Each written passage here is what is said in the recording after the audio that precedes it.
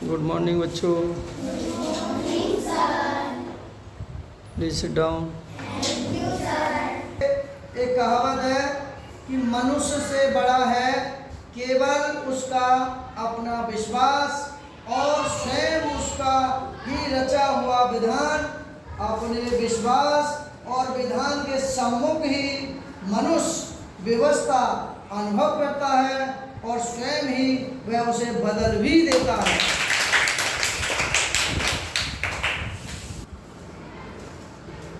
हम जवाहर नवोदय विद्यालय की तैयारी करा रहे हैं। जो भी बच्चे ईमानदारी से तैयारी कर रहे हैं अपना करें। कोशिश करने वालों की कभी हार नहीं होती और लहरों से डरकर नौका पार नहीं होती। माता पिता के सपने तभी पूरे होंगे जब मन लगा करके आप पढ़ाई करोगे।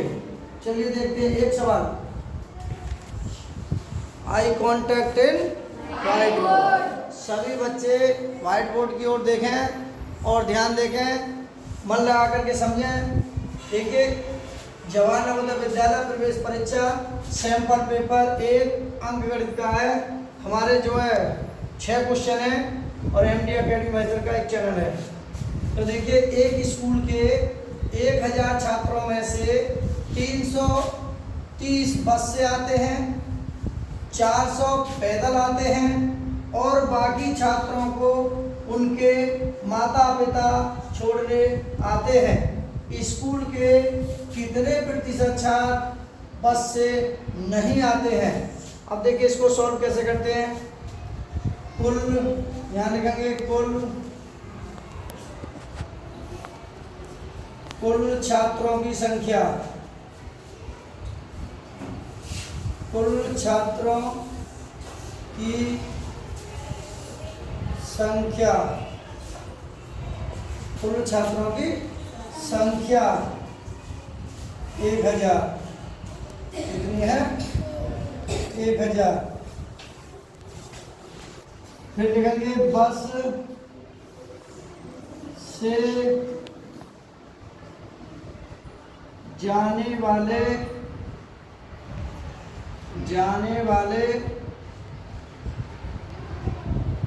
छात्रों की संख्या,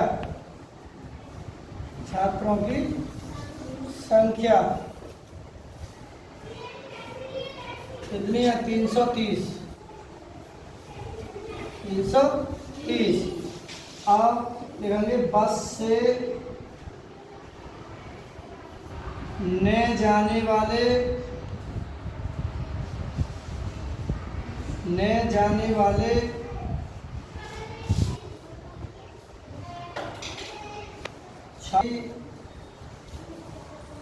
संख्या।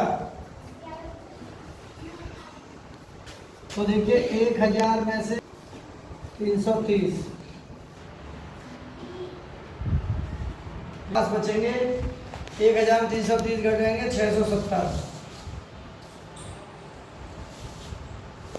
ठीक है। अब है 400 पैदल आते हैं। देखेंगे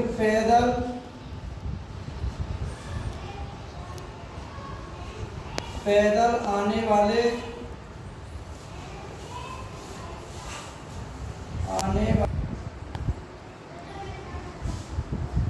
छात्रों की संख्या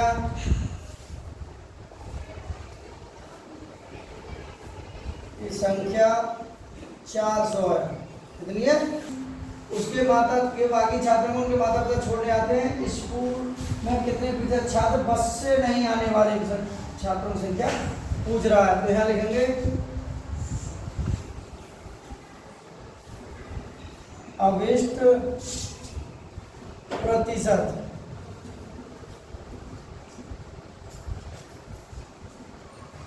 तो देखिए जितने भी हमारे बस से नहीं जाने वाले छात्रों की संख्या ही पूछ रहा है, इतने बटे 1000, ठीक है, गुणा 100 प्रतिशत में पूछ रहा है। तो 2 जीरो से 2 जीरो कैंसिल कर दो। 670 बटे 10, इसके पीछे भी परसेंट लगा दो। 0 से 0 कितने परसेंट है? 67%। तो यही हमारा क्या हो जाएगा आंसर। कि वो पैदल वालों की संख्या नहीं पूछ रहा है, वो पूछ रहा है प्रतिशत है जो इन्हीं की संख्या वो पूछ रहा है। ठीक है, इन्हीं की संख्या पूछ रहा है, उसी की हमने ये बता दी। तो देखिए अब हमारा देखिए 27% नहीं, 33% नहीं, 50% नहीं, तो इसका विकल्प है हमारा सी। तो राइट आंसर सी। ठीक है, अब देखिए क्वेश्चन नंबर 2। 5 मीटर चौड़ाई वाले आयताकार उद्यान का क्षेत्रफल 300 वर्ग मीटर है, तो उद्यान की लंबाई क्या होगी? तो देखिए सॉल्यूशन करते हैं। देखेंगे आयताकार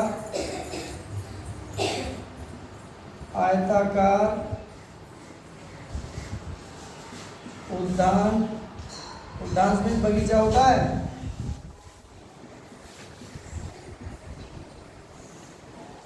उद्यान की चौड़ाई, बहुत सरल है ये, बस थोड़ा ध्यान दो। छोटे छोटे बच्चे लॉजिक वाले सवाल आते हैं। चौड़ाई 5 मीटर है, कितनी है? 5 मीटर।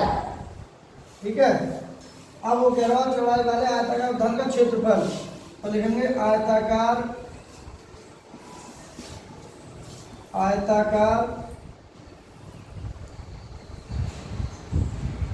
उद्यान यानी कि बगीचा, उद्यान का क्षेत्रफल दे रखा है उसने 300 वर्ग मीटर। 300 वर्ग मीटर, वर्ग ऐसे लगा देते हैं और मीटर लिख देते हैं, या ऐसे नहीं लिख सकते हो, छोटे बच्चे हो तो क्या लिख देंगे, ऐसे लिख दें वर्ग मीटर। ठीक है, अब वो कह रहा हूं उद्यान की लंबाई, तो यहां लिखाएंगे आयताकार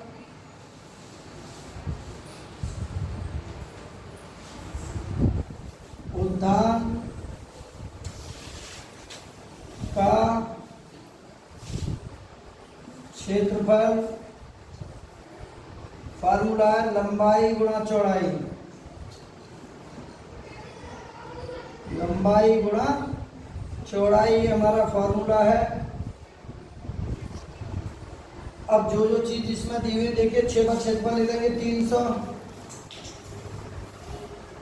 और लंबाई दे रखी है, नहीं चौड़ाई दे रखी है, तो चौड़ा लंबाई की जगह पर लंबाई लिख देंगे गुणा चौड़ाई उसने दे रखी है 5 मीटर, 5 लिख देंगे। ठीक है, अब 5 से इसे काट देंगे, 5 6 30 और 1 0 बराबर, यहाँ हो जाएगा लंबाई।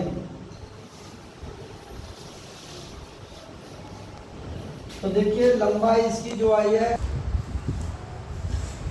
आयताकार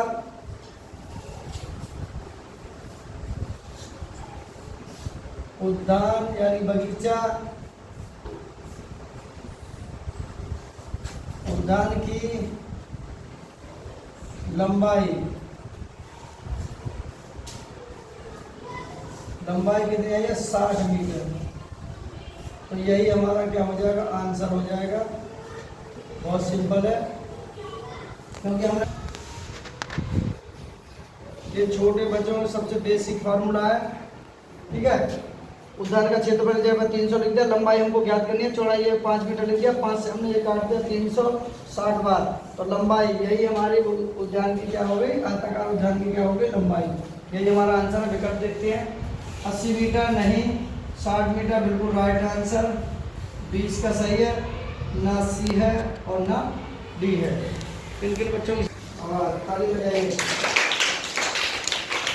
देखिए अगर हौसला है और साहस है और अपने आप पर विश्वास है तो जरूर सफलता मिलेगी। इसीलिए मन लगाइए, एकदम काक चेष्टा बकुल ध्यानम स्वनिंद्रा ततच अल्पाहारी गृह त्यागी विद्यार्थी के पंचलक्षण, एकदम काक चेष्टा, कौवा जैसा चाला, बकुल ध्यानम बगला जैसा ध्यान, स्वान निंद्रा, स्वान मीन्स कुत्ता जैसी नींद, स्वान निंद्रा ततच अल्पाहारी कम खाने वाला, अल्पिच कम खाने वाला, गृह त्यागी, घर को छोड़ने वाला विद्यार्थी के 5 लक्षण हैं तो बच्चा जरूर सक्सेस होगा।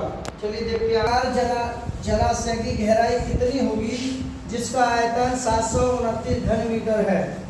तो देखिए लिखेंगे घनाकार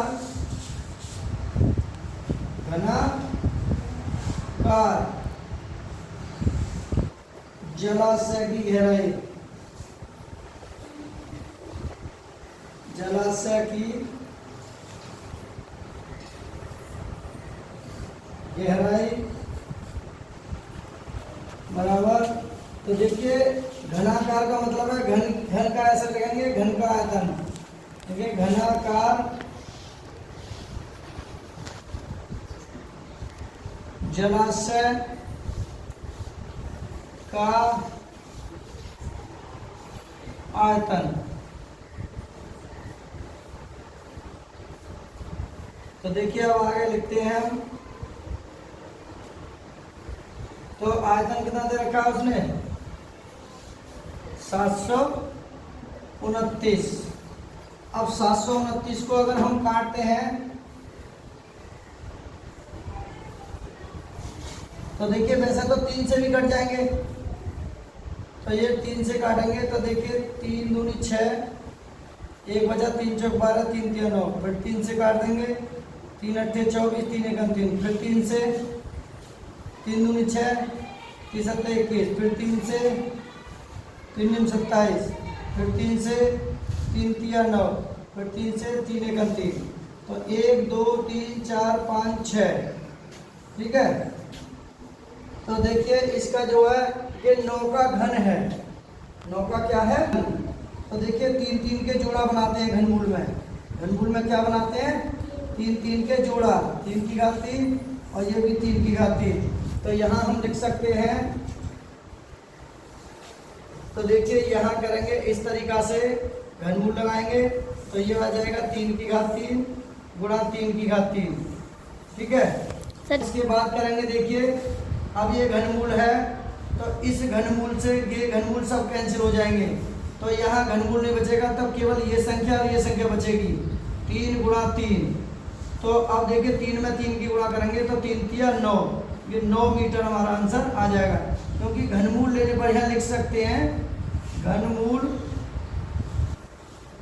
लेने पर, क्योंकि घनमूल में 3 3 के जोड़ा बनाते हैं और वर्गमूल में 2 2 के जोड़ा बनाते हैं, इसीलिए ये घनाकार एक जलाशय है, घनाकार एक जलाशय है, इसीलिए यहाँ 3 3 के जोड़ा बनाएंगे। हमने यहाँ भी बता दिया है, तो 3 3 के जोड़ा है, इस तरीका से लिख दिया है। घनमूल लेने पर तो इस घन से ये सब कैंसिल हो जाएंगे, 3 और ये 3 बचेगा, 3 तिया 9 हमारा 9 मीटर होगा। अब विकल्पों में देखते हैं 5 मीटर नहीं, 6 मीटर नहीं, 9 मीटर बिल्कुल राइट आंसर है और विकल्प सी सही है और डी भी नहीं है।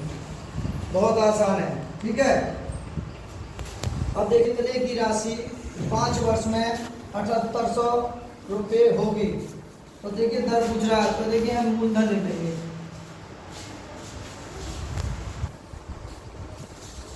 मूलधन, मूलधन को बोलते हैं पी। तो कितना है हमारा मूलधन? 6000 रुपये। और फिर है मिश्रधन,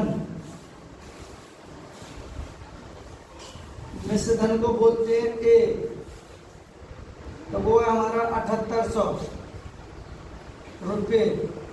और समय हमारा है, समय को बोलते हैं टाइम, जिसे टी से प्रदर्शित करते हैं। समय है 5 वर्ष। ठीक है, अब हमको पहले तो ब्याज निकालनी है, तो लिख देंगे है साधारण ब्याज।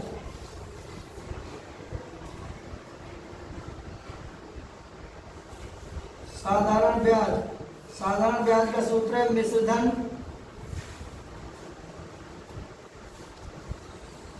मिश्रधन माइनस मूलधन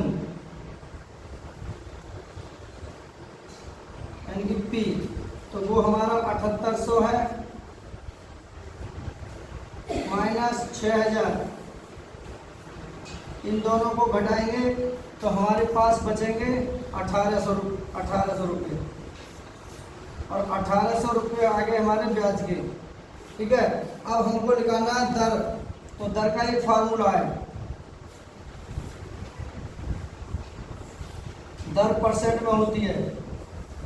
ठीक है, तो दर का फार्मूला है, लिखेंगे ब्याज गुणा 100 बटे मूलधन गुणा समय। तो देखिए ब्याज है हमारी 1800, मूलधन है हमारा 6000 और गुणा समय है 5। तो एक जीरो से ये जीरो, एक जीरो से ये जीरो, इस जीरो से ये जीरो। ठीक है, अब 5 से 6 से काटना है, 6 तिया 18 है, 6 तिया 18 30। ठीक है, कितने हो गए? तो 1800 गुणा हमारा 1800 हो गया गुणा 100, मूलधन हमारा कितना था 6000 और बटे 5। तो हमारे 2 जीरो से 1 जीरो कट गया, 5 से ऐसे काटते हैं, तो 6 से काटते हैं, 6 तिया 18, फिर हो गया हमारा ऊपर बचा 30 और नीचे बचा 5। तो 5 6 30, तो कितना आ जाएगा 6%। तो यही हमारा क्या हो जाएगा आंसर, 6%। तो 6 में देखो यहाँ कहीं है, तो देखिए ए का नहीं, बी का भी नहीं है, सी का भी नहीं है, डी हमारा बिल्कुल राइट आंसर है, इसीलिए इसका आंसर है। साधारण ब्याज का फार्मूला हमने बता ही दिया है, ये हमको बॉक्स में बंद कर देना है और ये सब जानते हैं और आना भी चाहिए सब पे। ठीक है, ये फार्मूला है इसका।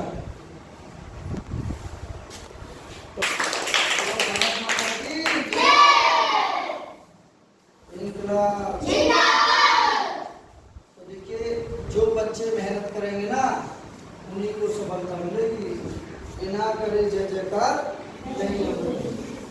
चलिए अगला सवाल बताते हैं। 45 ग्राम 4 किलोग्राम का कितना प्रतिशत है? तो देखिए हमारे पास एक छोटी सी ट्रिक भी लगा है, 1 केजी बराबर होता है 1000 ग्राम, 1000 ग्राम। और 4 केजी बराबर कितना हो जाएगा 4000 ग्राम। अब ये कह रहा हूँ 45 अविष्ट प्रतिशत पूछ रहा हूँ, अविष्ट प्रतिशत। तो देखिए 45 तो ऊपर आ जाएगा ग्राम और 4000 गुणे 100 और परसेंट। तो 2 जीरो से 2 जीरो कैंसिल है गए। अब देखिए आ गया, ये हो जाएगा 45 बटे 40 और परसेंट। तो इसका 40 का भाग दे देते हैं यहाँ, 40 का भाग 45 में भाग देते हैं। तो 40 एकम 40, 5 लगा लेंगे, पॉइंट लगा लेंगे 0, फिर 40 एकम 40, फिर 0 और 1, फिर ना जाने की 0, 40 दूनी 80, फिर 0 या 2, 1 0 और 4 पंजे 20, 40 पंजे 200। तो कितना आया? इतना आया, यानी कि 1.125%। तो यही हमारा हो जाएगा आंसर। तो देखते हैं विकल्प में, ये पहला नहीं है, दूसरा भी नहीं, तीसरा हमारा राइट आंसर है, सी इसका सही है, डी डी का आंसर है। ठीक है, किस किस में चले जाओ।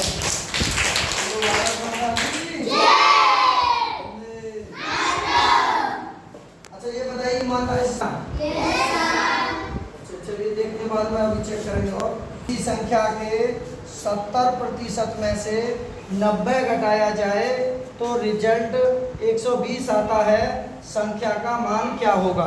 तो देखिए इससे संबंधित बहुत सारे सवाल दे सकता है वो, आपको केवल मान चलो कोई चीज़ है उसका तरीका वही होगा लेकिन संख्या चेंज आएंगी पेपर में, क्वेश्चन यही आएंगे, भाषा ये लिखी भी आएगी लेकिन उनके ये अंक जो हैं ये बदल दिए जाते हैं। तो हमको क्या करना है, बस इसकी भाषा ही समझनी है। तो लिखेंगे माना संख्या, लिखेंगे माना संख्या x है, फिर वो कह रहा है कि x का 70% में से 70% में से 90 घटाया जाए तो रिजल्ट कितना आता है? 120 आता है। तो x का मतलब गुणा 70% का मतलब है 1/100 और माइनस 90 घटाया जाए तो माइनस के 90 और बराबर के 120। तो देखिए इस जीरो से ये जीरो कैंसिल, तो 7x बचा, नीचे बचा 10 और माइनस के 90 और बराबर के। अब यहाँ से पक्षांतर कर देंगे, पक्षांतर से, तो पक्षांतर से यहाँ करेंगे तो देखिए ये हमारा 7x/10 और बराबर 120। अब जब ये यहाँ माइनस के हैं तो उधर जाएंगे तो प्लस के हो जाएंगे 90, तो ये हो जाएगा 7x/10 और बराबर कितने हो गए? 210। 120 और 90 210, जाके बटे 1, इन दोनों की गुणा कर लेंगे तो ये आ जाएगा हमारा 7x बराबर 210 तो गया ही, एक जीरो उधर 10 की करेंगे, एक जीरो और बढ़ जाएगी, 7 या 21 तो 300। तो x की वैल्यू आ गई हमारी 300। तो यही हमारा क्या हो जाएगा? आंसर। तो देखते हैं विकल्प में कहाँ है। तो देखिए 150 नहीं, 300 बिल्कुल राइट आंसर है हमारा। विकल्प भी सही है, ना सी है ना डी है। ठीक है, बहुत सिंपल सवाल है। क्या किसी समझ में आए? बताइए। देखिए कहावत भी सुनी है कि बिना करे जय जयकार नहीं होगी। और सोच रहे हो कि समुद्र को भी बहुत घमंड था कि मैं पूरी दुनिया को डुबा सकता हूँ, लेकिन एक तेल की बूंद आई और समुद्र के पानी पर तैरकर पार चली गई और समुद्र का घमंड टूट गया। इसीलिए ना तो पढ़ाई पर घमंड करनी है, ना धन दौलत पर।